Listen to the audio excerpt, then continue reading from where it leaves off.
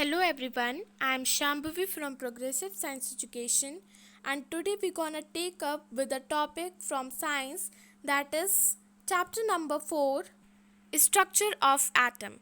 As you all know that in our first, second and third chapter we have discussed about the matters in our surroundings. Is matter around us pure? And in third chapter we have discussed that atoms and molecules. Now we are going to discuss our fourth chapter, that is structure of atom. So let's get started from topics to be covered.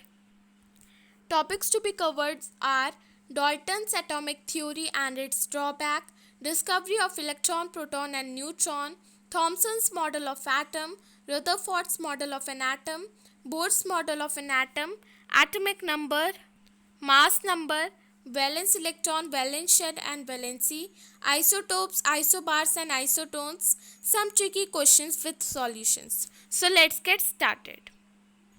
Now first of all you all have to know that what is matter.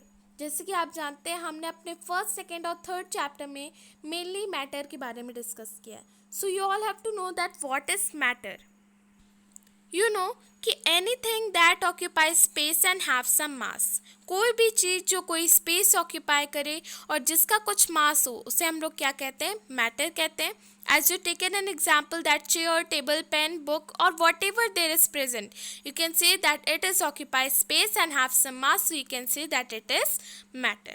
कोई भी चीज़ हो, you can say that in your whole biosphere, anything that occupies space and have some mass is known as matter. And as you have discussed in your third chapter that all matter was concluded to be made up of small particles called atom और परमाणु. जैसे आपने अपने third chapter में discuss किया कि जो matter होता है सबसे छोटे पार्टिकल से बना होता है, जिसे हम लोग पहले क्या कहते थे, परमाणु कहते थे. और एटम जो नेम डिस्कवर हुआ है वो बहुत ही बाद में डिस्कवर हुआ, जब बहुत ही एडवांसमेंट हो गई तब हमने इसे एटम नेम दिया. नाउ इस चैप्टर में हम लोग एटम के बारे में और ज़्यादा डिस्कस करने जा रहे हैं. So first of all, you all have to know, as I told you, that all matter was concluded to be made up of small particles called atom or parmanu. An atomic theory that was given by John Dalton in year 1803 are Dalton's atomic theory. अब atom की जो theory means atomic theory, सबसे पहले atomic theory किसने दी थी, John Dalton ने इन 1803 year में Dalton atomic theory दी गई थी. नाउ उसमें हम लोग ने क्या डिस्कस किया था, that all matters is made up of small particles called atoms and atom is invisible and is indivisible. जो एटम होता है वो सबसे छोटे पार्टिकल से बना हुआ होता है और वो बहुत ही इंडिविजुअल मीन्स उसे हम डिवाइड भी नहीं कर सकते और उसे हम देख भी नहीं सकते. Atom can neither be created not be destroyed. Atom को ना ही हम क्रिएट कर सकते हैं ना ही हम डिस्ट्रॉय कर सकते हैं. जैसे कि आपने अगर सल्फ़र लिया है, अगर आप उसे कट करेंगे मीन्स डिस्ट्रॉय करेंगे तब भी आपको सल्फ़र ही मिलेगा और ना ही हम उसे क्रिएट भी कर सकते हैं. Atom of an element are alike in all aspects. अगर आप एटम के एलिमेंट्स को मतलब अगर एलिमेंट्स को आप देखेंगे जो एटम से बने हुए हैं तो वो सेम दिखेंगे. जैसे कि अगर आप सोडियम को देखेंगे तो वो हर तरीके से सेम ही दिखेगा. ये हमें डाल्टन ने बताया. Now, atoms of different elements combines in fixed whole number ratio to form compounds. Atom जो है fixed whole number ratio means उसका जो रेशियो होता है वो सेम ही रहता है. जैसे कि अगर हम कार्बन डाइऑक्साइड गैस बनाते हैं तो हम कार्बन और ऑक्सीजन को कंबाइन करते हैं, उसका अगर रेशियो 1:2 है तो वो ही रेशियो रहेगा, उसे हम 3:4 या 4:8 नहीं कर सकते. Okay, you can say that उनका जो रेशियो होता है वो फिक्स्ड रहता है. Now we are going to discuss our chapter, that is the structure of atom. So in chapter 3 we have learned that atom and molecules are the fundamental building blocks of matter. The existence of different kinds of matter is due to different atoms constituting them. Now हमने chapter 3 में discuss किया था कि जो matter से जो छोटे छोटे पार्टिकल्स मतलब जो एटम बने होते हैं, जो मैटर को बनाते हैं, वो जो होते हैं वो बिल्डिंग ब्लॉक्स की तरह होते हैं. मीन्स जैसे आप जानते हैं अगर आप हाउस फॉर्म करते हैं, अगर आप घर बनाते हैं तो उसके लिए आपको ब्रिक्स की ज़रूरत पड़ती है. वैसे ही मैटर को बनाने के लिए आपको एटम की ज़रूरत है.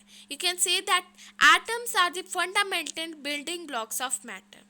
सो अब ये क्वेश्चन क्रिएट होता है that now the question arise that what makes the atom one element different from the atom of another element. ऐसी कौन सी चीज़ है जो एटम से बने हुए एक एलिमेंट को दूसरे एटम से बने हुए दूसरे एलिमेंट को डिफर करती है।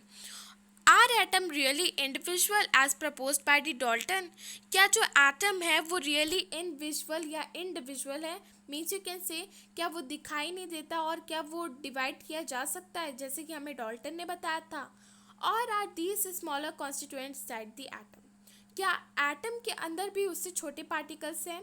We shall find out the answers to these questions in this chapter. अब इस क्वेश्चन का आंसर हम इस चैप्टर में डिस्कस करने जा रहे हैं। So we will learn about the subatomic particles and the various models that have been proposed to explain that how these particles are arranged within the atom. So हमने जैसे कि अभी तक डिस्कस किया कि एटम ही सबसे छोटे पार्टिकल्स हैं। नाउ इस चैप्टर में हम डिस्कस करेंगे कि एटम से भी उससे छोटे पार्टिकल्स हैं, मीन्स सब एटॉमिक पार्टिकल्स के बारे में डिस्कस करेंगे जिससे हमारा जो एटम है वो बना हुआ है। Now we are going to discuss about the subatomic particles. A major challenge before the scientists at the end of 19th century was to reveal the structure of atom as well as to explain its important properties. The elucidation of the structure of atom is based on the series of experiment. So, अब 19th century में scientist के पास एक major challenge था कि वो atom को और अच्छी तरीके से डिस्क्राइब कर सकें, उसे अच्छी तरीके से एक्सप्लेन कर सकें, उसकी इंपॉर्टेंट प्रॉपर्टीज़ बता सकें। और you can say that elucidation का मीनिंग होता है explanation of the structure of atom in the based on the series of experiments. Now one of the first indication that atom are not individual. So पहला indication क्या था scientist का कि जो matter होता है, मीन्स जो एटम्स होता है जिससे मैटर बना हुआ होता है, वो एटम इंडिविजुअल नहीं है, मीन्स हम उसे डिवाइड कर सकते हैं। उसे हम नॉट इंडिविजुअल मीन्स उसे हम लोग डिवाइड कर सकते हैं, वो इंडिविजुअल नहीं है। comes from studying static electricity and the condition under which electricity is conducted by different substances. जैसे कि आपने क्लास 8 में स्टैटिक इलेक्ट्रिसिटी के बारे में डिस्कस किया था, you know what is static electricity. So उसमें आपने क्या देखा था कि इलेक्ट्रिसिटी मीन्स जो एटम होता है वो इलेक्ट्रिसिटी को कंडक्ट करता है, मीन्स जो डिफरेंट सब्सटेंसेस होते हैं वो इलेक्ट्रिसिटी को कंडक्ट कर सकते हैं। So you can say that atoms are not individual. Okay, now from these activities can we conclude that on rubbing two objects together they become electrically charged? Where does these charge come from? This question can be answered by knowing that an atom is divisible and consists of charged particles. जैसे कि आप जानते हैं कि अगर आप static electricity को follow करते हैं, मीन्स अगर आप स्टैटिक इलेक्ट्रिसिटी देखते हैं तो उसमें आप अगर दो ऑब्जेक्ट को रब करते हैं तो एक दूसरे को मतलब अट्रैक्ट करते हैं, मीन्स वो इलेक्ट्रिकली चार्ज पार्टिकल्स हैं। सो ये जो चार्जेस है वो कहाँ से आते हैं, you have to know it. So ये जितने भी चार्जेस हैं, मीन्स जो चार्ज हो जा रही बॉडी वो कहाँ से हो रही है charge. So you can say that जो एटम होता है वो डिविजिबल होता है, मीन्स उसे हम डिवाइड कर सकते हैं और उसके अंदर कई सारे चार्ज पार्टिकल प्रेजेंट होते हैं। Now many scientists contribute in revealing the presence of charged particles in an atom. It was known by 1900 that atom was individual particles by contained at least one subatomic particles. The electron identified J.J. Thomson. So 1900 में ये पता चला कि जो atom है वो उससे भी छोटे पार्टिकल से बना हुआ है, मीन्स सब एटॉमिक पार्टिकल से बना हुआ है। कई सारे साइंटिस्ट ने कंट्रीब्यूट किया और कई सारी इन्फॉर्मेशन हमें दी जिससे हमें पता चला कि जो एटम है वो उससे भी छोटे पार्टिकल से बना हुआ है और उसे हम डिवाइड भी कर सकते हैं। और वो सबसे छोटे पार्टिकल्स क्या होते हैं, सब एटॉमिक पार्टिकल्स। और एक्चुअली ये सब एटॉमिक पार्टिकल्स 35 हैं, but the main fundamental particles are the electron, proton and neutron. So firstly the electron identified the J.J. Thomson. तो पहले इलेक्ट्रॉन की डिस्कवरी हुई, मीन्स J.J. थॉमसन ने हमें बताया कि जो एटम है वो कई सारे सब एटॉमिक पार्टिकल से बना हुआ है, बट उन्होंने अभी इलेक्ट्रॉन के बारे में ही डिस्कवर किया था। Now you have to know that इसकी डिस्कवरी कैसे हुई, इलेक्ट्रॉन की डिस्कवरी कैसे हुई। So first of all you have to know that it was discovered by J.J. Thomson. ये किसने डिस्कवर किया था? जे थॉमसन ने। उन्होंने कैसे डिस्कवर किया था? उन्होंने एक क्रोक्स ट्यूब ली थी, मीन्स उन्होंने 60 सेंटीमीटर एक ग्लास की ट्यूब ली थी। उसको उन्होंने कई सारे ऑपरेटर्स को अरेंज किया, मीन्स उन्होंने मेटल लगाया उसकी एंड में, फिर उसे बैटरी से कनेक्ट किया।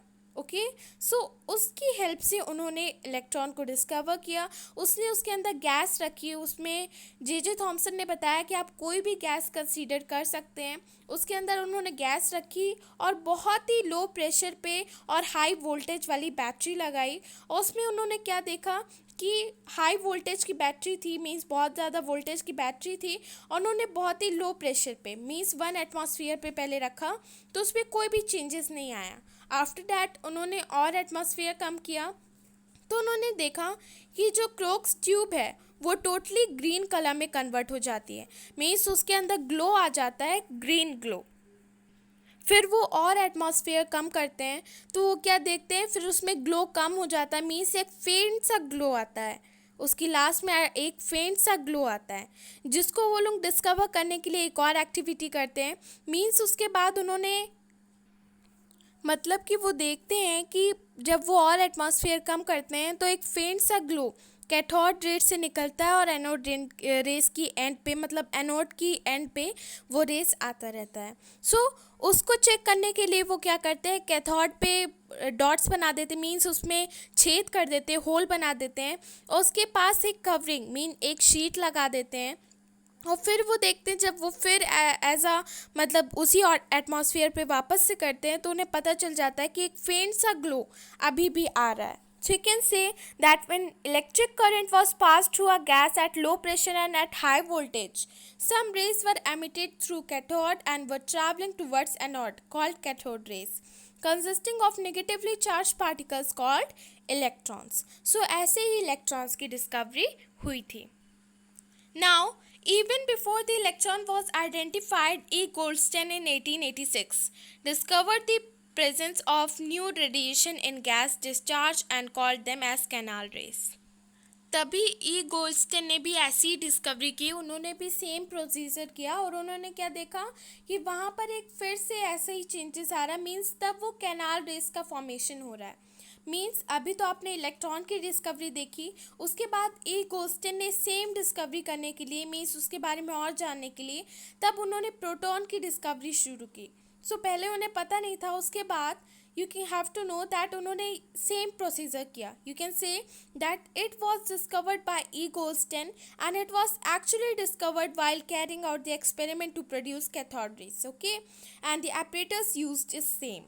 And it was seen that which cathode rays were produced and they travel through gas is discharge tube. While doing so, they ionized the gas. So ऐसा करने से जो गैस थी वो आयोनाइज्ड हो जा रही थी, and that is they took electrons of gas leaving behind positively charged particles of gas, and these particles forms canal rays and started moving towards the cathode. As those particles possess positive charge, so they were named as protons. So वो जो race थी वो positively charge थी, means जब race ionise मतलब gases ionise हो जा रही थी, जो वो रेस निकल रही थी वो पॉजिटिवली चार्ज थी, तो उनका नेम क्या आ गया, means it named as protons. So इसकी डिस्कवरी किसने की थी, ई गोल्डस्टेन ने. उन्होंने सेम प्रोसीजर किया था, बट इसमें जो गैसेस थी, मीन्स जो रेस निकल रही थी वो पॉजिटिवली चार्ज थी, मीन कैनाल रेस निकल रही थी, तो उसे हम लोग क्या कहेंगे, पॉजिटिवली चार्ज थी, इसलिए उसे हमने नेम एज दे दिया प्रोटॉन्स. और जो इलेक्ट्रॉन्स थी वो निगेटिवली चार्ज पार्टिकल्स थी, वो कैथोड रेस थी, ये कैनाल रेस है. Okay, you all have to know it. Now, these rays were positively charged radiations, as I told you, which ultimately led to the discovery of another subatomic particle, which is proton. And these subatomic particles has a charge equal in the magnitude but opposite in sign to that of the electron. Its mass was approximately 2000 times as that of the electrons. It was given the name of the protons. Now, अब जो सब atomic particles की discovery हुई, पहले तो electron की discovery हुई, उसके बाद प्रोटॉन्स की डिस्कवरी हुई, और इसका जो मास था वो अप टू 2000 टाइम्स मतलब इलेक्ट्रॉन से ज़्यादा था. अप्रॉक्सीमेटली मतलब you can say that it mass was approximately 2000 times as that of the electron. Okay, electron के बराबर था. So it was given the name of protons and in general as a electron is represented as the E minus and as proton as P plus. क्योंकि electron negative charge को देता है, so you can say that इसको हम E minus से represent करते हैं, और प्रोटॉन्स को P प्लस से, क्योंकि ये पॉजिटिव चार्ज शो करता है. Now the mass of the protons is taken as 1 unit and its charge as a +1. So the mass of the electron is considered to be the negligible and its charge is -1. Now, it seemed that an atom was composed of protons and electrons, mutually balancing their charges, and it also appeared that the protons were in the interior of the atom, for whereas the electrons could easily be removed off but not protons. Now, the big question was, what sort of the structure did these particles of the atoms form? Will we find the answer to these questions below? Now अब electron और proton की discovery हो चुकी थी. Now जब हमने उन दोनों को बैलेंस किया, मीन्स प्रोटॉन और इलेक्ट्रॉन को बैलेंस किया, तो हमने उसको क्या देखा, मीन्स अगर हमने उसके चार्जेस को बैलेंस किया तो हमने क्या देखा, जो प्रोटॉन्स है वो एटम्स के अंदर ही इंटीरियर पोर्शन बन चुका था, बट जो इलेक्ट्रॉन है वो ईजिली रिमूव ऑफ हो सकता था, बट प्रोटॉन्स नहीं हो सकता था. तो तभी एक बिग क्वेश्चन डिस्कवर होता है, मीन्स एक बिग क्वेश्चन क्रिएट होता है, that what sort of structure did particles of the atom forms. So will we find the answer to this question below? So see that the structure of an atom. अब हम structure of atom के बारे में देखने जा रहे हैं, but first of all you all have to know, जैसे कि मैंने आपको बताया कि कैसे इलेक्ट्रॉन की डिस्कवरी हुई, कैसे प्रोटॉन की डिस्कवरी हुई. सो अब हम लोग एटम के स्ट्रक्चर के बारे में डिस्कस करने जा रहे हैं, जिसके बाद हम लोग अच्छी तरीके से समझ जाएंगे कि एटम का एक्चुअली स्ट्रक्चर क्या था, और प्रोटॉन, इलेक्ट्रॉन और न्यूट्रॉन को भी अच्छी तरीके से समझ पाएंगे. दैट आर द फंडामेंटल सब एटॉमिक पार्टिकल्स. ओके, ऐसे तो 35 पार्टिकल्स हैं, बट दीज 3 आर फंडामेंटल सब atomic particles. Now as we have learned Dalton's atomic theory in chapter 3, which suggests that the atom was indivisible and indestructible. But the discovery of two fundamental particles, electron and protons, inside the atom led to the failure of their aspects of Dalton atomic theory. It was then considered necessary to know that how electrons and protons are arranged within an atom. For explaining this, many scientists proposed various atom models. J.J. Thomson was the first one to propose the model for the structure of an atom. सो हमने ये देख तो लिया कि Dalton ने discover कर दिया था इलेक्ट्रॉन को, मतलब डाल्टन ने इलेक्ट्रॉन को डिस्कवर नहीं किया था, मीन्स डाल्टन ने मैटर्स के बारे में हमें कई सारी चीज़ें बताई थी. इलेक्ट्रॉन को तो जे थॉमसन ने डिस्कवर किया था. नाउ जैसे कि डाल्टन ने हमें कई सारी चीज़ें बताई थी कि हम एटम को डिवाइड नहीं कर सकते और हम एटम को देख नहीं सकते. यू कैन से दैट ऐसी कई सारी चीज़ें हमें डाल्टन ने बताई थी, लेकिन उसका जो थ्योरी थी उसकी थ्योरी फेल हो गई. Now see why. Because he said that atom is indivisible, but later on it was proved that atom can be subdivided into subatomic particles, and that is electron, proton and neutron. But subatomic particles are electron, proton and neutron, and total are 35 particles. सो मैंने आपको जैसे कि बताया था कि Dalton ने कहा था कि हम डिवाइड नहीं कर सकते, लेकिन बाद में ये हो गया था कि वो एटम जो है 3 पार्टिकल्स में डिवाइड किया जा चुका है, that is electron, proton and neutron. Okay, उसके बाद एटम मतलब डाल्टन ने क्या कहा था एटम के बारे में, that atom of the same elements can somehow differ from each other. So all these drawbacks led to the failure of Dalton atomic theory. So फिर उसके बाद डाल्टन ने कहा था कि जो एटम है वो एक दूसरे से मीन सेम ही दिखाई देगा, जैसे कि उसके जो पार्टिकल्स हैं, जैसे यू कैन से दैट कोई भी एलिमेंट आप लीजिए, उसके जो पार्टिकल्स हैं उसने कहा था कि वो एकदम सेम होंगे, उनके shape, size, whatever there is वो सब सेम होंगे, बट उनके शेप, साइज़ भी डिफ़र कर सकते हैं. ओके, वो डिफरेंट हो सकते हैं. इसी फेलियर की वजह से जो डाल्टन की थ्योरी थी वो टोटली तरीके से फेल हो चुकी थी. ना उसके बाद एटम के स्ट्रक्चर को डिस्कवर करने के लिए सबसे पहला कंट्रीब्यूशन था थॉमसन्स मॉडल. मीन्स थॉमसन का पहला सबसे पहला डिस्कवर था, एज आई टोल्ड यू, कि J Thomson was the first one to propose the model of the structure of an atom. So you can say that Thomson model of an atom. और उनके model को हम लोग क्या कहते थे? Plum pudding model. Now according to him atom is positively charged. So उनके according क्या था? जो एटम था वो पॉजिटिवली चार्ज पार्टिकल था, एक स्पेरिकल बॉडी थी. यू कैन से उनके अकॉर्डिंग जो एटम था वो पॉजिटिवली चार्ज स्पेरिकल बॉडी थी. And you have to know that उनके जो स्ट्रक्चर को प्लम पुडिंग मॉडल क्यों कहा गया. उनके थॉमसन मॉडल ऑफ एटम को प्लम पुडिंग मॉडल क्यों कहा गया? क्योंकि he actually compare the model with the watermelon और the raisins in the ice creams. उन्होंने एक्चुअली कैसे कंपेयर किया था? उन्होंने मॉडल मतलब जो एटम के स्ट्रक्चर को ऐसे मतलब कंपेयर किया गया था, जैसे कि आप जानते हैं जो वाटरमेलन होता है उसमें ब्लैक सीड्स प्रेजेंट होते हैं. सो वाटरमेलन जो होल बॉडी है वो पॉजिटिवली चार्ज है और जो छोटे छोटे ब्लैक सीड्स हैं वो नेगेटिवली चार्ज पार्टिकल हैं. सो उन्होंने ऐसे स्ट्रक्चर ऑफ एटम को डिस्कवर किया था, ऐसे बताया था स्ट्रक्चर ऑफ एटम को, जैसे कि आइसक्रीम्स में रेसिन्स प्रेजेंट होते हैं, ऐसे ही मतलब कि पूरा जो होल बॉडी है वो पॉजिटिवली चार्ज है और जो नेगेटिव पोर्शन है वो कहीं कहीं प्रेजेंट है. मीन्स पूरा जो होल बॉडी है वो प्रोटॉन से बनी हुई है और जो इलेक्ट्रॉन है वो कहीं कहीं पर प्रेजेंट है. बट इनका भी मॉडल जो है पूरी तरीके से फेल हो गया because it could not explain the distribution of the charges and stability of atom. जैसे कि आप जानते हैं कि अपोजिट चार्जेस जो मीन्स जो अपोजिट चार्जेस होते हैं वो अट्रैक्ट करते हैं एक दूसरे को. सो ऐसे कैसे हम कह सकते हैं कि पॉजिटिव चार्ज पूरी में है और नेगेटिव चार्ज कहीं कहीं पर है? क्योंकि positive charge means you can say that opposite charge जो है एक दूसरे को अट्रैक्ट करते हैं. सो इसी वजह से इस क्वेश्चन को जे थॉमसन एक्सप्लेन नहीं कर पाए, इसीलिए उनका भी ये मॉडल फेल हो गया.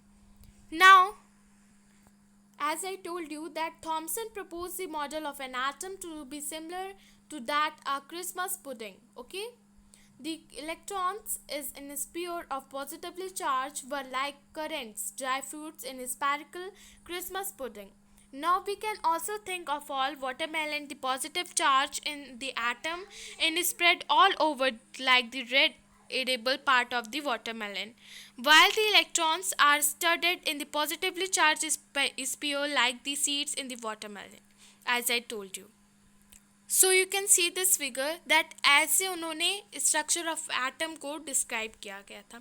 जैसे ये पूरी स्पेरिकल बॉडी है और जे थॉमसन ने कहा था कि जो नेगेटिवली पार्टिकल्स है मीन्स जो इलेक्ट्रॉन्स है वो कहीं कहीं पर प्रेजेंट है और ये जो पूरी स्पेरिकल बॉडी है पॉजिटिव स्फीयर है, मीन्स पूरी स्पेरिकल बॉडी पॉजिटिवली चार्ज है और इलेक्ट्रॉन्स कहीं कहीं पर प्रेजेंट है. Now J Thomson 1856 to 1940, a British physicist, was born in Cheetham Hills, a suburb of Manchester, on 18 December 1856. He was awarded the Nobel Prize in Physics in 1906 for his work on the discovery of electrons. He directed the Cavendish Laboratory at Cambridge for 35 years and 7 for his research assistants subsequently won Nobel Prizes. So as you can see in this figure that he is J.J. Thomson. Okay. Now Thomson proposed that an atom consists of a positively charged sphere and these electrons are embedded in it. The negative and positive charges are equal in magnitude, so the atom as the whole is electrically neutral. As I told you that उन्होंने क्या कहा था कि atom जो है वो positively charge spherical body है जिसमें जो इलेक्ट्रॉन्स है वो कहीं कहीं पर एम्बेडेड है and the negative and the positive charges are equal in magnitude. Means जो नेगेटिव हैं और जो पॉजिटिव चार्जेस हैं वो इक्वल हैं. जैसे कि मैंने आपको बताया था ये न्यूट्रल है, means negative and positive charges are equal. So the atom as the whole is electrically neutral. Although the Thomson model explained that atom are electrically neutral. और हमें जे थॉमसन ने भी बताया था, उन्होंने ये एक्सप्लेन किया था कि जो पूरा एटम है वो इलेक्ट्रिकली न्यूट्रल है. So the result of experiment carried out by other scientists could not be explained by this model as we see that.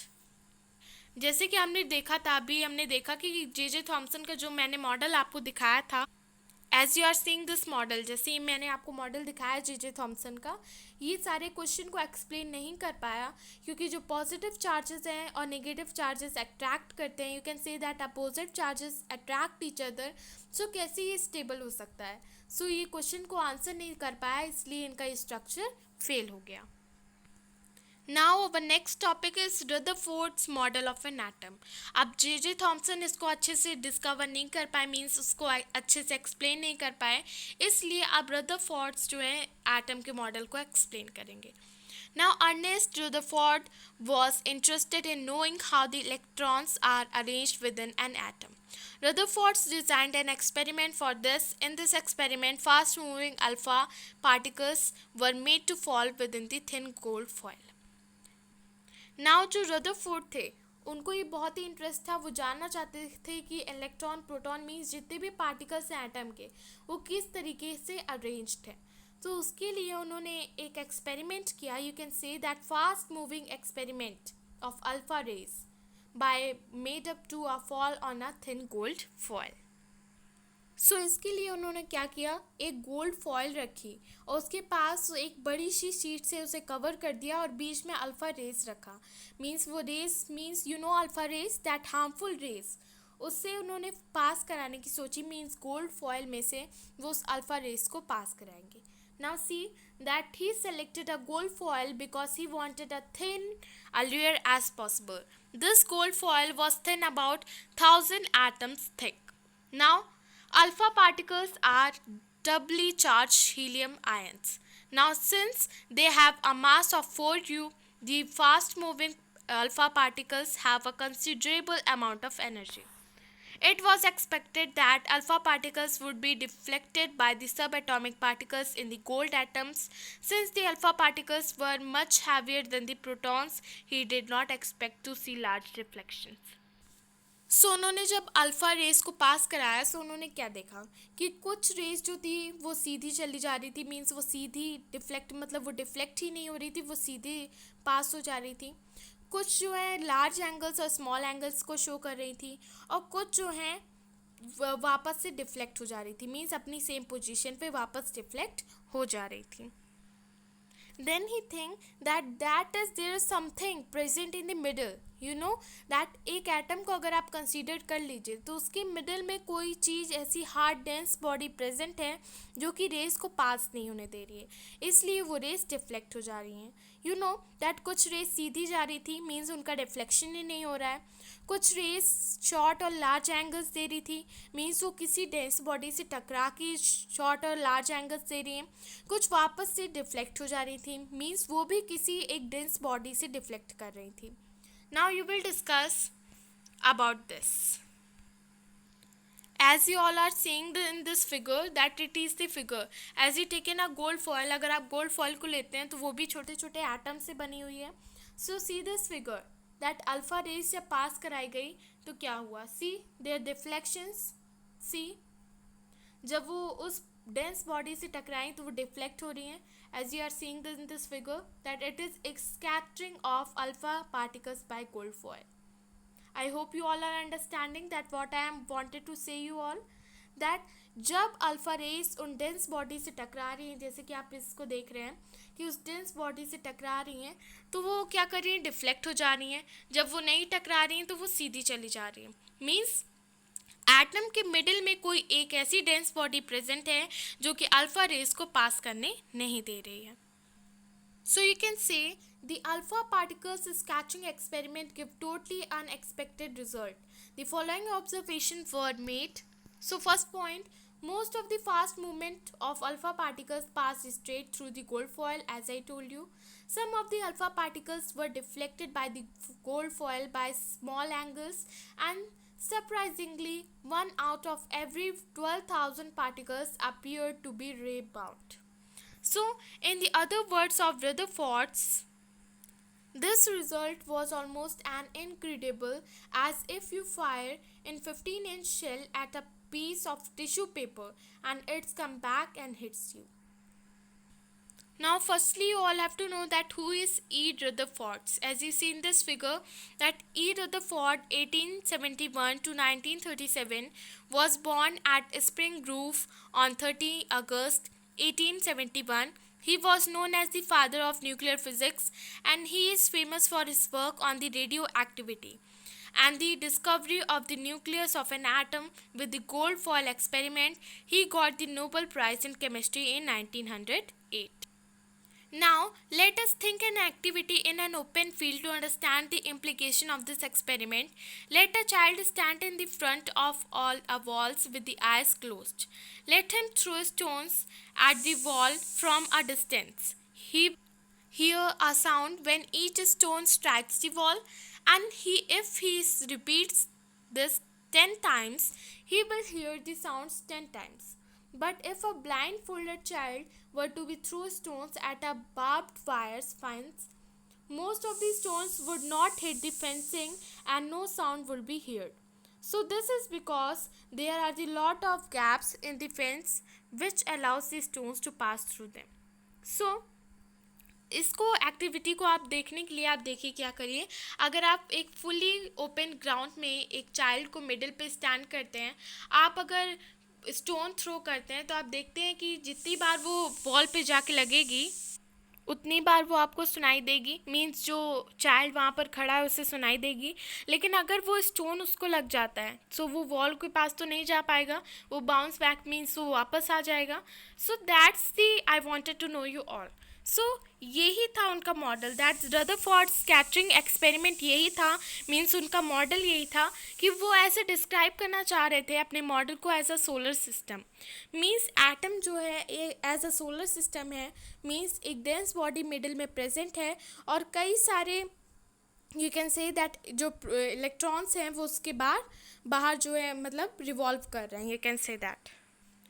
So, by following a similar reasoning, Rutherford concluded from the alpha particle scattering experiment that most of the space inside the atom is empty because most of the alpha particles pass through the gold foil without getting reflected. So, उन्होंने ये देखा कि atom की ज़्यादा से ज़्यादा space जो है वो एम्प्टी थी, तभी तो गोल्ड फॉयल से ज़्यादा रेस सीधी जा रही थी। Very few particles were deflected from their path, indicating that the positive charge of the atom occupies very little space. कई सारी पार्टिकल्स जो हैं मीन्स कई सारी रेसेस जो हैं वो बाउंस बैक हो जा रही थी, मीन्स जो पॉजिटिव चार्ज एटम है वो बहुत ही कम स्पेस ऑक्यूपाई कर रहा है। A very small fraction of alpha particles were deflected by 180 degree, indicating that all the positive charge and the mass of the gold atom were concentrated in very small volume within the atom.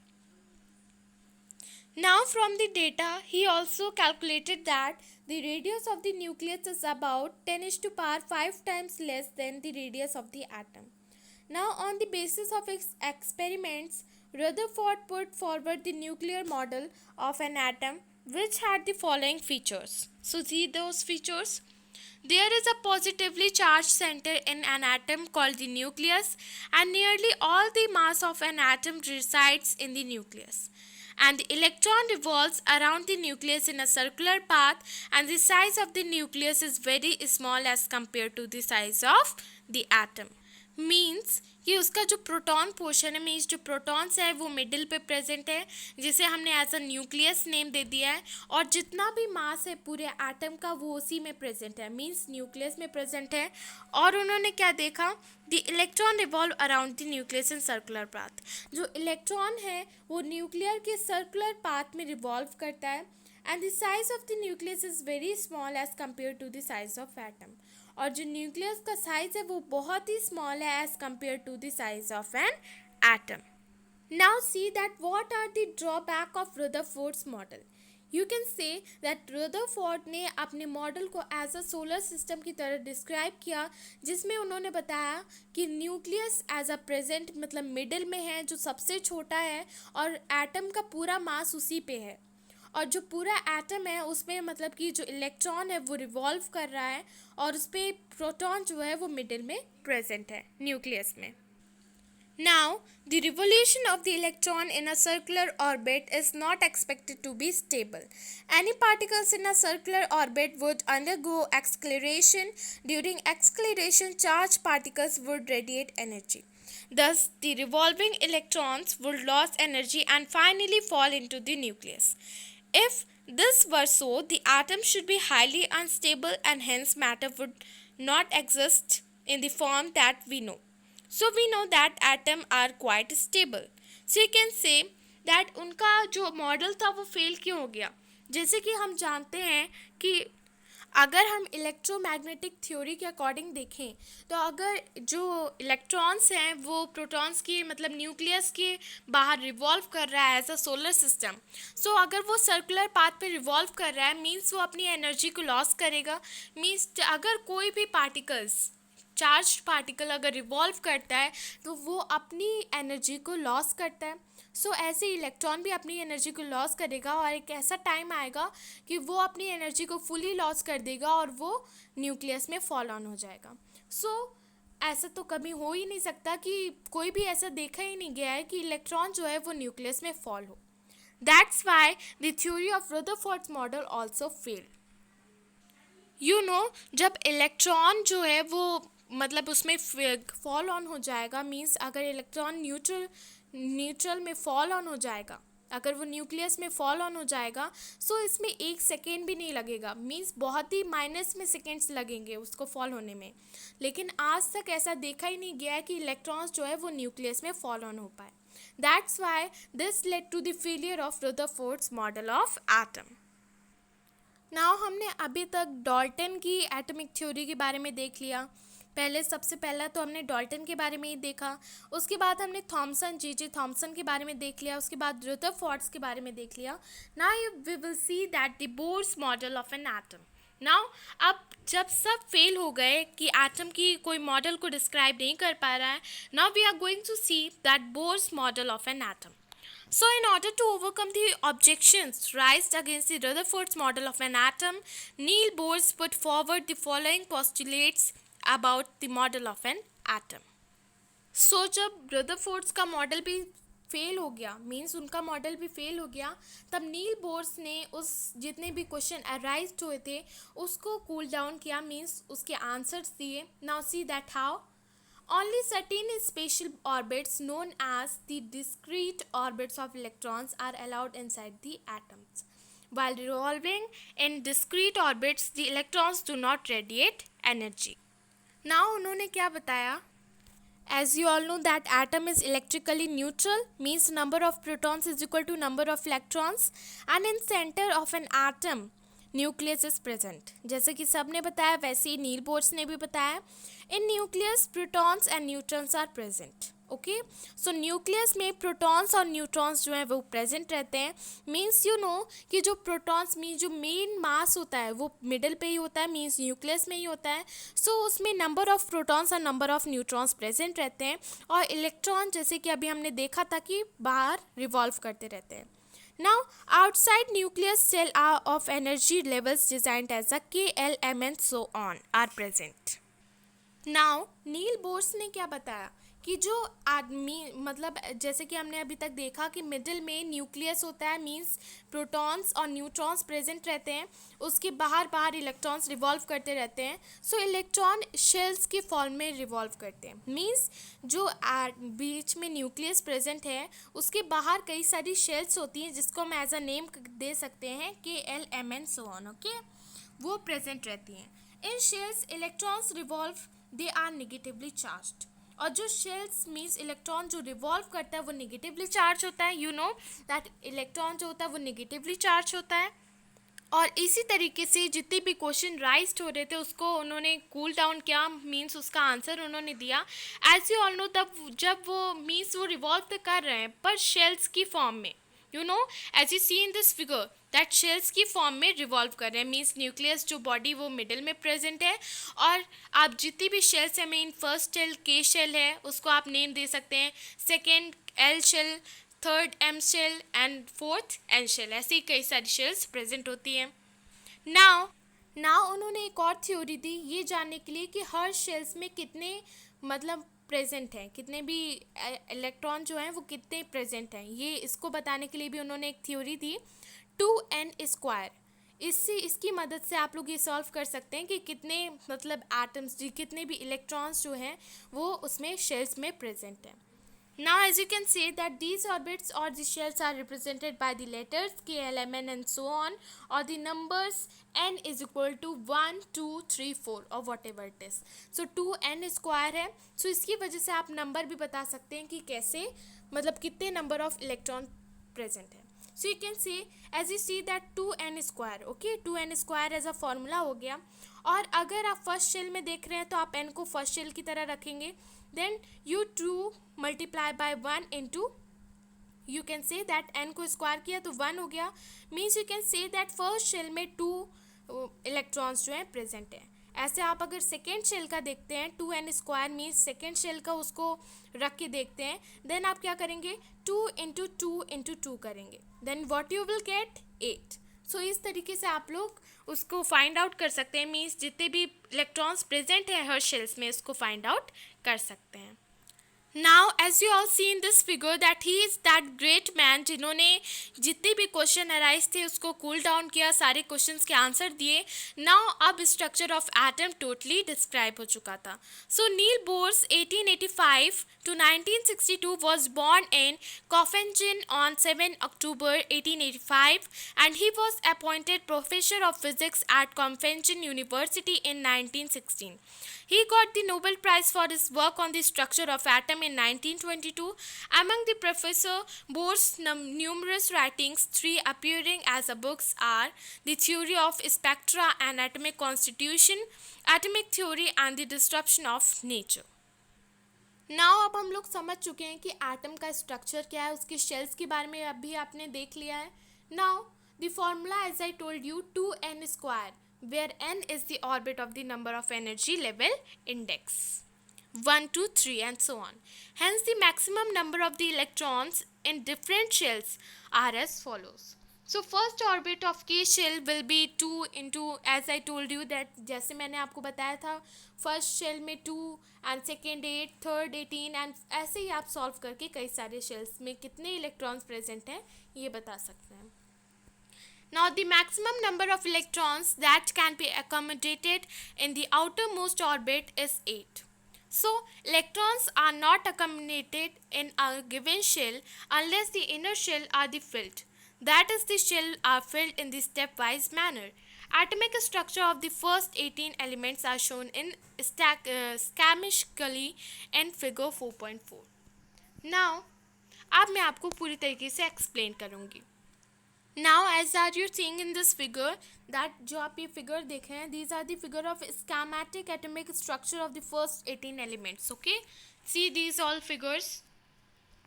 I hope you all understanding that what I wanted to say. Now you all have to see some important definitions and after that you will understand all these topics very clearly. So first, atomic number. It is defined as the number of protons in an atom, and in any neutral atom, number of the protons is equal to number of the electron. Means जो atomic number होता है means कितने number of protons जो हैं एक atom में present है। और जैसे कि आप जानते हैं कि एटम जो है न्यूट्रल होता है, मीन्स जितने नंबर ऑफ प्रोटॉन्स होते हैं उतने ही नंबर ऑफ इलेक्ट्रॉन्स प्रेजेंट होते हैं। Now next is mass number.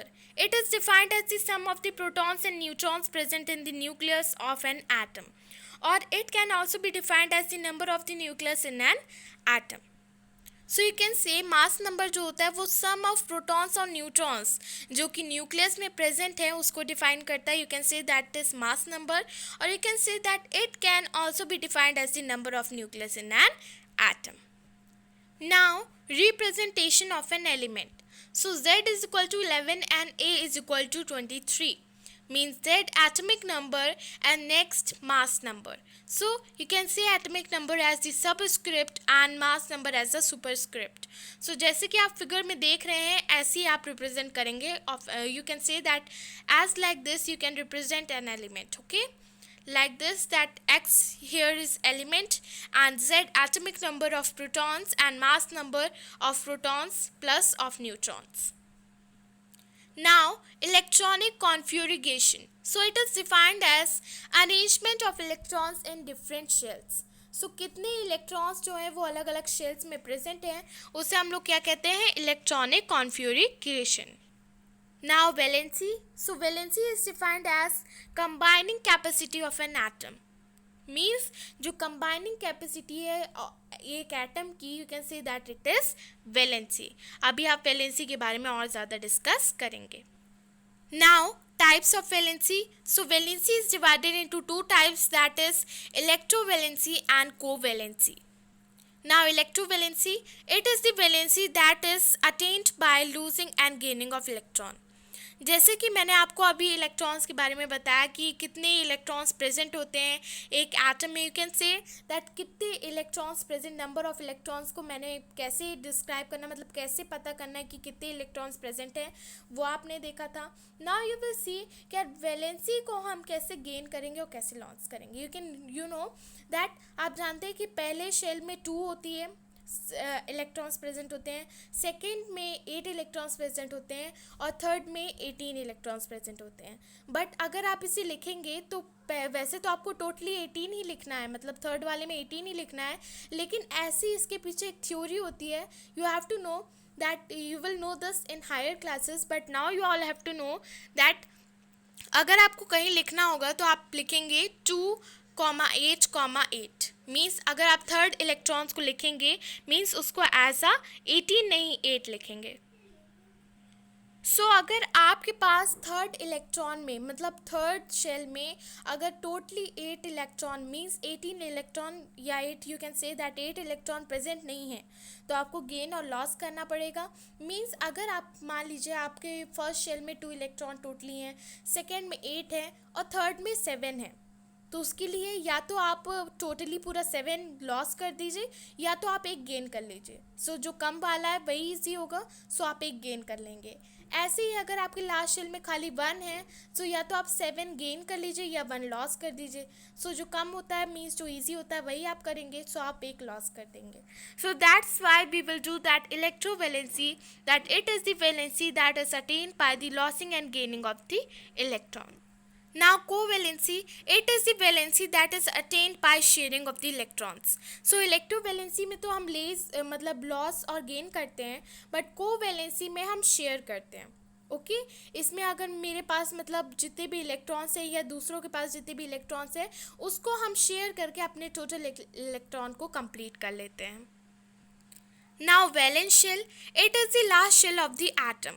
Atom का जो भी लास्ट शेल होगा, अगर मान ली आपके पास जितने भी एटम के लास्ट शेल है, मान लिया एम लास्ट शेल है, so you can see that it is the last shell of the atom, it is valence shell.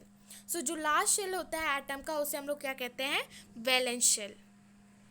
Now valence electron, so they are the electrons present in the valence shell. So जितने electrons valence shell में present होते हैं उसे हम लोग क्या कहते हैं, valence electron. Now first of all you all have to know that what is neutrons.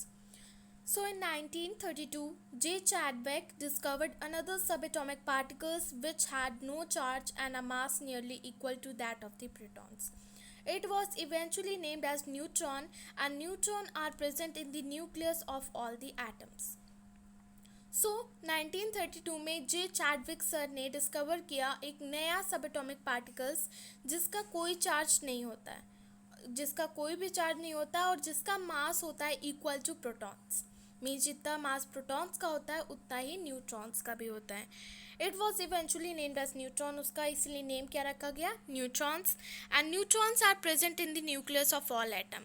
और जितने भी एटम होते हैं उनके न्यूक्लियस में प्रोटॉन के साथ क्या प्रेजेंट रहता है, न्यूट्रॉन्स, एक्सेप्ट हाइड्रोजन. लेकिन हाइड्रोजन में न्यूट्रॉन्स प्रेजेंट नहीं होता है.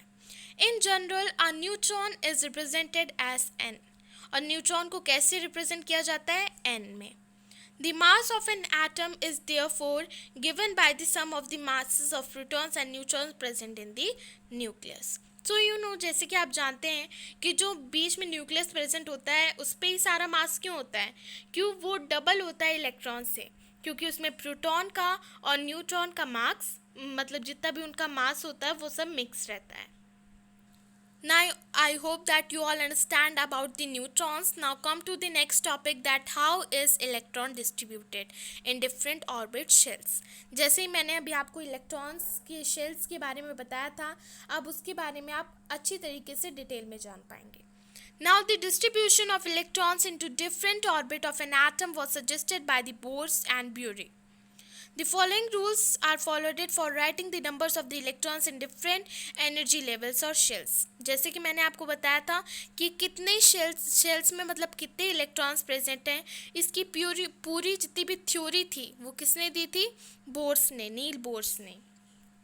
Now the maximum number of the electrons present in a shell is given by formula 2n². जैसे मैंने पहले ही आपको बताया कि फॉर्मूला किसके लिए कौन सा फॉर्मूला अप्लाई किया गया, जो बोर्स का bury rule, you can say that उनका ब्यूरी रूल था, that is 2n², where n is the orbit of the number or energy level index as 1, 2, 3 and so on.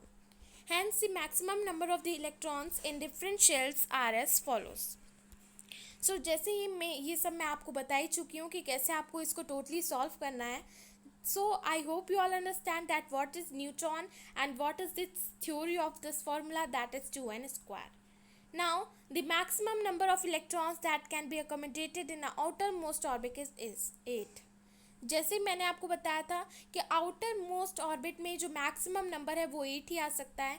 इसी वजह से हमने 2, 8, 8 रखा था. मीन्स अगर पहले शेल में 2 है, सेकेंड में 8 है, थर्ड में अगर 18 इलेक्ट्रॉन्स हैं तो उसको हम लोग 8 लिखेंगे. जैसे मैं फिर से बता देती हूँ, अगर फर्स्ट शेल में 2 इलेक्ट्रॉन्स हैं, सेकेंड शेल में 8 इलेक्ट्रॉन्स हैं, थर्ड शेल में 18 इलेक्ट्रॉन्स हैं, देन आप थर्ड शेल्स को 18 इलेक्ट्रॉन्स की जगह 8 इलेक्ट्रॉन्स लिखेंगे आप अभी 18 ही लिखेंगे, बट उसे 8 लिखा जाता है और इसकी थ्योरी आप हायर क्लासेस में डिस्कस करेंगे. Now the electrons are not accommodated in given shells unless the inner shell is filled, and that is the shell are filled in the stepwise manner. Now, atomic structure of first 18 elements is shown schematically. Now see that. So जैसे कि इस figure को मैं आपको दिखाई चुकी हूँ, एक बार मैं फिर से दिखा रही हूँ जिससे आपको कोई भी प्रॉब्लम क्रिएट ना. आई hope you all understand this figure. Now activity. Make a static atomic model displaying electronic configuration of first 18 element. Now the composition of an atom of the first 18 elements are given in the table 4.1. So let's see those tables. Now see this figure. That is the figure table of 4.1. Now by this I hope you all understand that what is the composition of atoms of the first 18 elements with electron distribution in various shells. So name of the elements: hydrogen, symbol H, atomic number 1, number of proton 1, number of neutron not known, and number of electron 1, and distribution of electrons KLMN, that is 1 1 1 1 1. Okay, now valency 1, and helium He 2 2 2 2 2 2 2 and 2 at all, and last valency 0. Now read this table carefully. Okay, this table is very important. Now come to the next topic. Now I hope you all understand this table, that this composition of atom of first 18 element with electron distribution in various shell, in which I have told you all these are very important, so you all have to learn. Now helium atom has 2 electrons in its outermost shell, and all other elements have atoms with 8 electrons in outermost shell.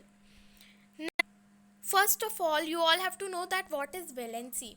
As I told you that we have learned how the electron in an atom are arranged in different shells orbits.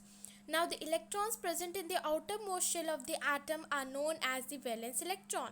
From the Bohr-Bury scheme, we know that the outermost shell of an atom can accommodate a maximum of 8 electrons. It was observed that the atom of element completely filled with 8 electrons in the outermost shell show little chemical activity, and in other words, their combining capacity or the valency is 0. Of these insert elements, the helium atom has 2 electrons in its outermost shell, and all other elements have atoms with 8 electrons in the outermost shell, as I told you this earlier. Now, the combining capacity of the atom of elements, that is their tendency to react and form molecules with atom of the same different elements, was thus explained as an attempt to attain a fully filled outermost shell. Now जो combining capacity होती है atom की, means उनकी जो tendency, जैसे वो react कर सकते हैं और मॉलिक्यूल्स बना सकते हैं एटम के साथ, वो सेम भी होती है और डिफरेंट भी होती है अलग अलग एलिमेंट्स के साथ, was thus explained as an attempt to attain fully filled outermost shell. So you can see ये कैसे explain की जा सकती है, was attained by a fully filled outermost shell. Now, an outermost shell which had 8 electrons was said to possess an octet. Now, atoms would thus react so as to achieve an octet in outermost shell.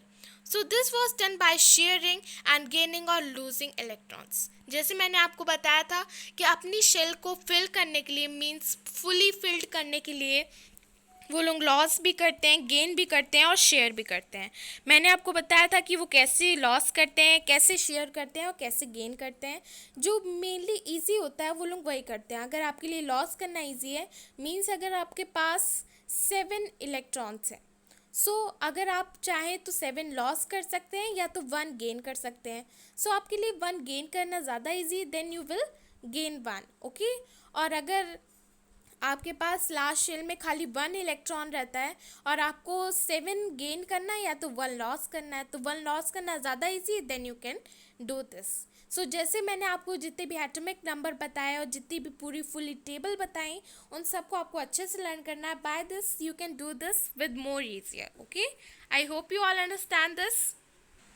So as to make the octet of the electrons in the outermost shell gives us directly the combining capacity of the element, that is the valency discussed in the previous chapter. For example, hydrogen, lithium, sodium atoms contains 1 electron each in their outermost shell.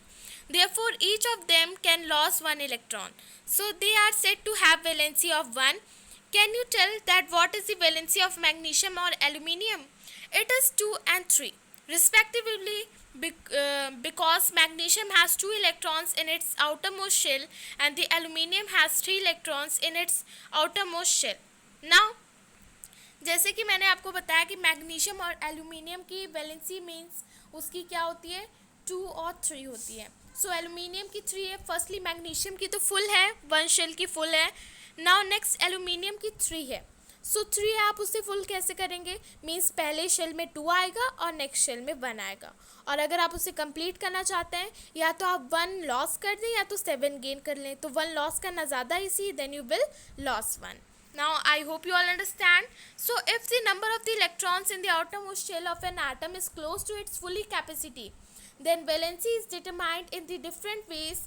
For example, the fluorine atom has 7 electrons in the outermost shell and its valency could be 7. But it is easier for fluorine to gain 1 electron instead of losing 7 electrons.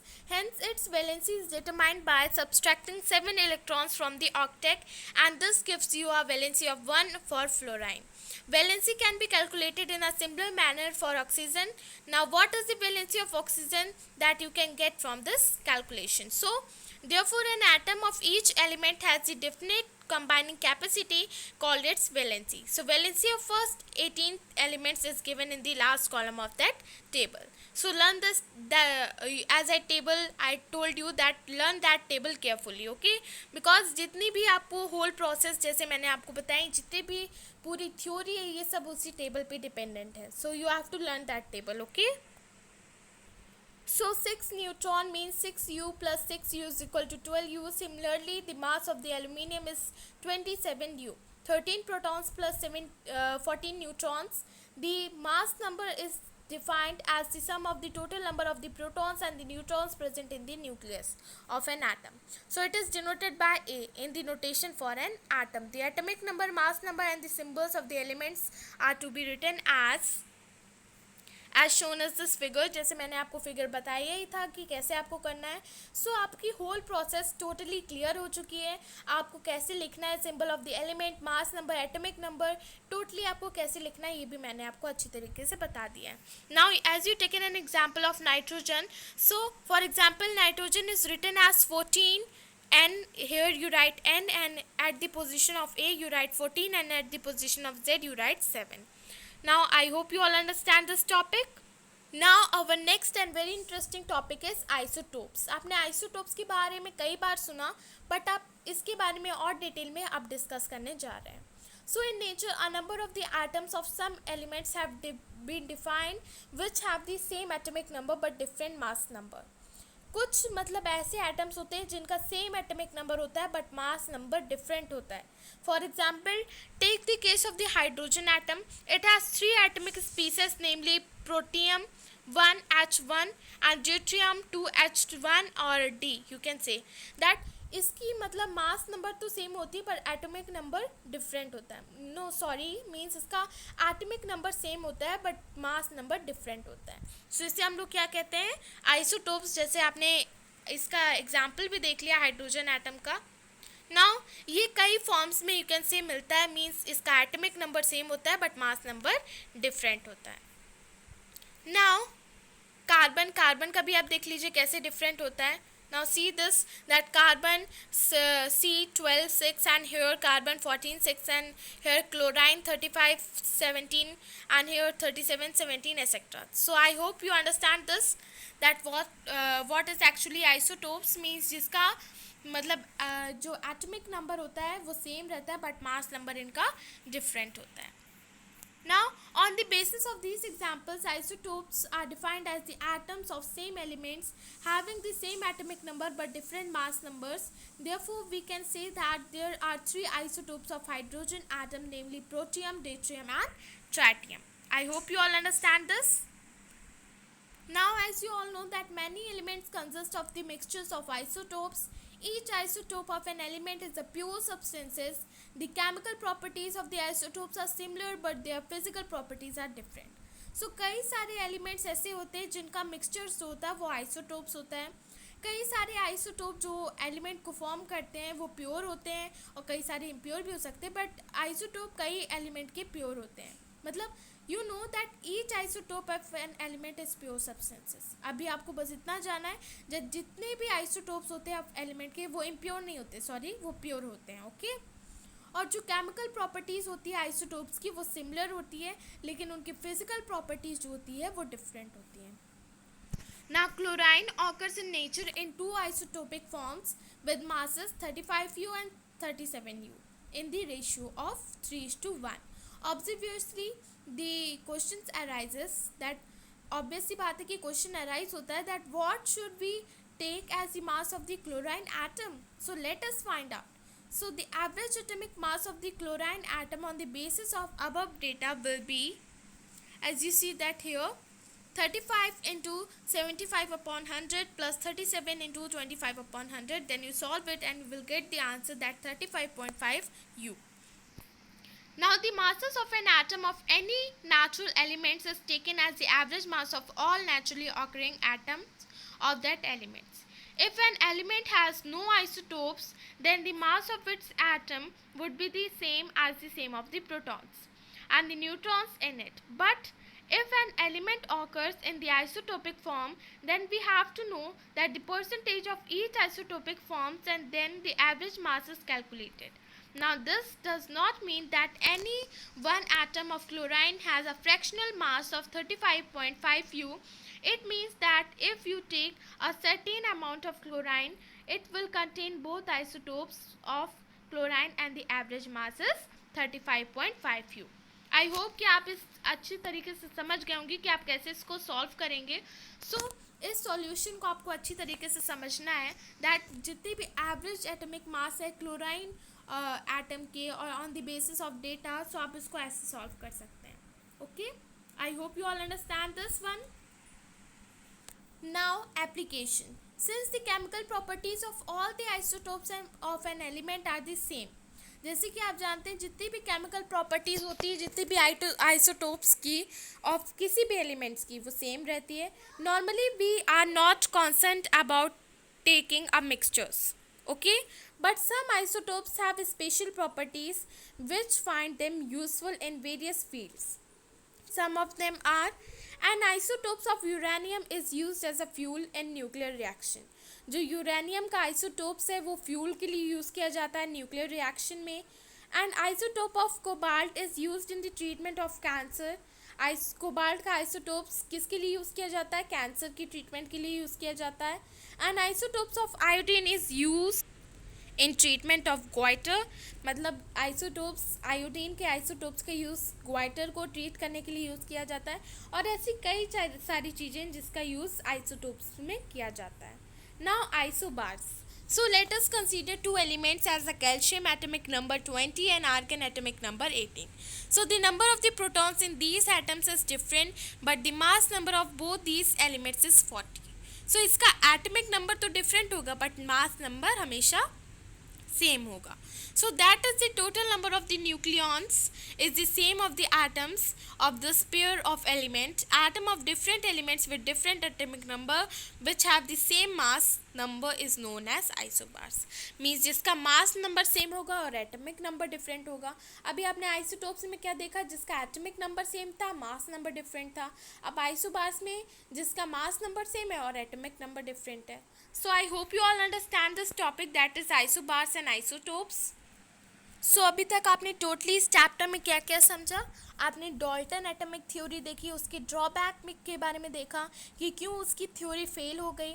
Discovery of electron, proton and neutron के बारे में देखा कि कैसे electron की discovery हुई with Crookes tube as you all know, कैसे proton की डिस्कवरी हुई, कैसे न्यूट्रॉन की डिस्कवरी हुई. और थॉमसन मॉडल ऑफ एटम के बारे में देखा, Rutherford's model of an atom के बारे में देखा और bourse model of an atom में देखा. मीन्स बोर्स मॉडल ने टोटली सारे प्रॉब्लम्स को सॉल्व कर दिया और एक एज अ फिक्स्ड मॉडल बन गया एटम का. उसके बाद आपने एटॉमिक नंबर के बारे में देखा और you have to know that आपको 1 से लेकर 20 तक जितने भी एटॉमिक नंबर हैं उन सबको अच्छी तरीके से लर्न करना है. नाउ अब मैं आपको बताऊंगी कि एटॉमिक नंबर कितने, मतलब 20 तक सारे एटॉमिक नंबर बताती हूँ. सो पहले तो हाइड्रोजन जिसका एटॉमिक नंबर है 1, second helium 2, lithium 3, beryllium 4, boron 5, carbon 6, nitrogen 7, oxygen 8, fluorine 9, neon 10, sodium 11, magnesium 12, aluminium 13, silicon 14 and phosphorus 15, sulfur 16, chlorine 17 and argon 18 and potassium 19 and calcium 20. और इनके सारे सिंबल्स भी आपको पता होना चाहिए कि हाइड्रोजन का सिंबल H होता है, हीलियम का He होता है, लिथियम का Li होता है, बेरिलियम का Be होता है, बोरॉन का B होता है, कार्बन का C होता है, नाइट्रोजन का N होता है, ऑक्सीजन का O होता है एंड फ्लोराइन का F होता है, नियॉन का Ne होता है, सोडियम का Na होता है, मैग्नीशियम का Mg होता है, एल्यूमिनियम का Al होता है, सिलिकॉन का Si होता है, फॉस्फोरस का P होता है, सल्फर का S होता है, क्लोराइन का Cl होता है, आर्गन का Ar होता है, पोटेशियम का K होता है और कैल्शियम का Ca होता है. और आपको ये भी पता होना चाहिए कि इसका फर्स्ट लेटर हमेशा कैपिटल होता है और सेकंड लेटर हमेशा स्मॉल होता है. और आपको इसको ऐसा फिक्स करें, मतलब एक साथ लिखना रहता है. और एक बात और, इनके जितने भी मतलब सिंबल्स हैं वो उनके लैटिन नेम से भी लिए जाते हैं और उनके अकॉर्डिंग टू देयर फर्स्ट और सेकंड लेटर से भी लिए जाते हैं. नाउ इसके बारे में आपने डिस्कस कर लिया कि कितने एटॉमिक नंबर होते हैं और क्या एटॉमिक नंबर्स होते हैं. उसके बाद आपने मास नंबर के बारे में डिस्कस किया. उसके बाद आपने वैलेंस इलेक्ट्रॉन, वैलेंस शेल और वैलेंसीज के बारे में डिस्कस किया. आफ्टर दैट आपने आइसोटोप्स, आइसोबार्स एंड आइसोटोन्स के बारे में डिस्कस किया. नाउ आपने आइसोटोप्स में क्या देखा? जिसका एटॉमिक नंबर सेम होता है और मास नंबर डिफरेंट होता है. उसके बाद आपने देखा कि व्हाट इज़ आइसोबार्स. आइसोबार्स में क्या होता है कि उसकी जो एटॉमिक नंबर होते हैं वो डिफरेंट होते हैं और मास नंबर सेम होते हैं. ऐसे आपने कई सारे टॉपिक्स के बारे में अच्छी तरीके से डिस्कस किया और आपने कई सारे ऐसे क्वेश्चंस भी मैंने आपको जो बताए वो आपने देखे. मतलब इसमें जैसे मास ऑफ क्लोराइन का मतलब एवरेज एटॉमिक नंबर कैसे निकालना है वो आपने देखा था. Now you are completed with your all topics. Okay, now you are completed with your all topics. Now what you have learned? Credit for the discovery of electron and proton goes to J.J. Thomson and E. Goldstein respectively. J.J. Thomson proposed that the electrons are embedded in a positive sphere. Rutherford's alpha particles scattering experiment led to the discovery of the atomic nucleus. Rutherford's model of the atom proposed that a very tiny nucleus is present inside the atom and electrons revolve around the nucleus. Rutherford's model of an atom proposed that a very tiny nucleus is present inside the atom and electrons revolve around this nucleus, and the stability of the atom could not be explained by this model. So, Niels Bohr's model of the atom was more successful, and he proposed that electrons are distributed in different shells with discrete energy around the nucleus. If the atomic shells are complete, then the atom will be stable and less reactive. J. Chadwick discovered presence of neutrons in the nucleus of an atom. So the three subatomic particles of an atom are electron, protons and neutrons. And the electrons are negatively charged particles, are positively charged, and neutrons have no charges. So the mass of an atom is about 1 upon 2000 times. So the mass of an hydrogen atom, the mass of the proton and the neutron is taken as 1 unit each. Shells of an atom are designed as k element and so on. Valency is the combining capacity of an atom. The atomic number of an element is the same as the number of the protons in the nucleus of its atom. The mass number of an atom is equal to the number of the nucleons and its nucleus. Isotopes are the atoms of same elements which have different mass number. Isobars are the atoms having the same masses numbers but different atomic number, and the elements are defined by the number of the protons they possesses. And at last you have discussed about the isotopes. They are those elements which have same atomic number but different mass numbers. Isobars are those elements which have same mass number but different atomic number. And isotones are those elements which have same numbers of neutrons. Now we are done with all the topics of chapter 4, that is the structure of the atoms, and we have revised also our first, second and third chapter. First, that is matters in our surroundings. Second, that is matter around us pure. Third, atom and molecules, and after that the structure of atom. Now we are done with all 4 chapter of the chemistry. So the end. Thank you for watching my video. And if you all have any doubts regarding any topic, so please tell me in comment section. And if you all like my video, so please like, share, subscribe and press the bell icon. So okay, bye bye and take care.